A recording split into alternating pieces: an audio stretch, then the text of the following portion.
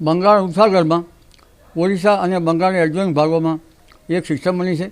જોકે બંગાળ ઉપસાગરનો એક પ્રવાહ તોફાન થયું દક્ષિણથી તરફ જાય છે. આમ છતાં આ બંગાળ ઉપસાગરની વેરમાર્ક લો પ્રેશર ગુજરાતના ભાગો તરફ આવવાની શક્યતા રહેશે. ઉપરાંત પ્રયાગરાજ, રાંચી, આગ્રા એ ઉપર એક મોન્સૂન ધરી છે. તે મોન્સૂન ધરી 3.1 કિલોમીટરના ઉપરે છે દરિયાની સપાટીથી. તે પણ સરકીને મધ્યપ્રદેશના ભાગોમાં આવશે. એટલે આગામી 3 દિવસમાં ગુજરાતમાં સારો વરસાદ થવાની શક્યતા રહેશે. આ ઉપરાંત એક સિસ્ટમ દક્ષિણ ગુજરાત પશ્ચિમ ઘાટમાં બનેલી છે. તે સિસ્ટમથી દક્ષિણ ગુજરાતના ભાગોમાં ભારે વરસાદ આવવાની શક્યતા રહેશે. પરંતુ દક્ષિણ મહારાષ્ટ્રના ભાગમાં વધુ ભારે વરસાદ આવવાની શક્યતા રહેશે. આ ઉપરાંત દક્ષિણ સૌરાષ્ટ્રના ભાગોમાં ભાવનગર, અમરેલીના ભાગોમાં વરસાદ આવશે. ક્યાંક જૂનાગઢના ભાગો વરસાદ આવશે અને સૌરાષ્ટ્રના વિવિધ ભાગોમાં આ સિસ્ટમનો વરસાદ આવશે. પરંતુ મધ્ય ગુજરાતના ભાગોમાં વડોદરા, આણંદ અને અન્ય ભાગોમાં ભારે વરસાદ થવાની શક્યતા રહેશે. ઉપરાંત પંચમહાલના ભાગોમાં પણ ભારે વરસાદ થવાની શક્યતા રહેશે. તદ ભાગોમાં 4 થી 5 ઇંચ જેવો વરસાદ થવાની શક્યતા રહેશે.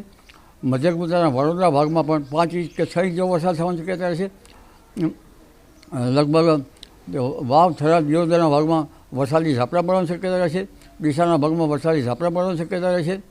બનાસકાંઠાના કેટલાક ભાગમાં 1 ઇંચ કે 2 ઇંચ જેવો વરસાદ થવાની શક્યતા રહેશે. પાલનપુરના ભાગમાં પણ વરસાદ થવાની શક્યતા રહેશે. ઉપરાંત મહેસાણાના ભાગોમાં 3 થી 4 ઇંચ જેવો વરસાદ થવાની શક્યતા રહેશે. સમી હારીજના ભાગોમાં પણ વરસાદ થશે અને પાટણ દસરાના ભાગોમાં વરસાદ ઝાપટા પડવાની શક્યતા રહેશે. ખારા કોરડાના ભાગોમાં પણ વરસાદ ઝાપટા પડવાની શક્યતા રહેશે. સાંતરપુરના ભાગોમાં પણ વરસાદ ઝાપટા પડવાની શક્યતા રહેશે. પરંતુ લગભગ ઉત્તર ગુજરાતના કેટલાક ભાગમાં 3 થી 4 ઇંચ જેવો વરસાદ થવાની શક્યતા રહેશે. અને અમદાવાદ, ગાંધીનગરના ભાગોમાં આજે સવારે ઝાકળી વરસાદ આવ્યો છે. એટલે લગભગ 28-29 તારીખ સુધીમાં હળવા ભારે વરસાદી ઝાપટા આવી જશે. પરંતુ નવસારી સુધી, દક્ષિણ ગુજરાતથી નવસારી સુધીમાં ભારે વરસાદ રહેશે. અને તારીખ 3 થી 10 ઓગસ્ટ સુધીમાં પણ રાજ્યના વિવિધ ભાગોમાં હળવા ભારે વરસાદી ઝાપટા પડવાની શક્યતા રહેશે. એમાં દક્ષિણ ગુજરાતના ભાગોમાં ભારેથી અતિ ભારે વરસાદ થવાની શક્યતા રહેશે. કેટલાક ભાગમાં 10મી ઓગસ્ટ સુધીમાં દક્ષિણ ગુજરાતના કેટલાક ભાગમાં પૂરની સ્થિતિ પણ થઈ શકે. દક્ષિણ સૌરાષ્ટ્રના ભાગોમાં વરસાદ થવાની શક્યતા રહેશે. ગુજરાતના મધ્ય ગુજરાત, ઉત્તર ગુજરાત, પૂર્વ ગુજરાત વગેરે ભાગોમાં વરસાદ થવાની શક્યતા રહેશે. કચ્છના વિવિધ ભાગોમાં ઝાપટા પડવાની શક્યતા રહેશે. હાલની જે સિસ્ટમ છે એ લગભગ સૌરાષ્ટ્રના ભાગોમાં થઈ અને કચ્છના ભાગોમાં થઈ અને સિંધના ભાગોમાં સરકી જશે. પરંતુ આ વરસાદ જે છે એ સારો રહેશે. સપ્ટેમ્બરમાં પણ શરૂઆતમાં સારો વરસાદ થવાની શક્યતા રહેશે.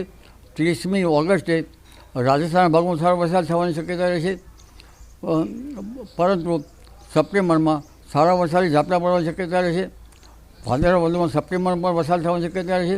પરંતુ આ ચોમાસું નબળું છે એટલે જે વરસાદ છે એ છૂટાછવાયા ભાગોમાં થવાની શક્યતા રહેશે. જી.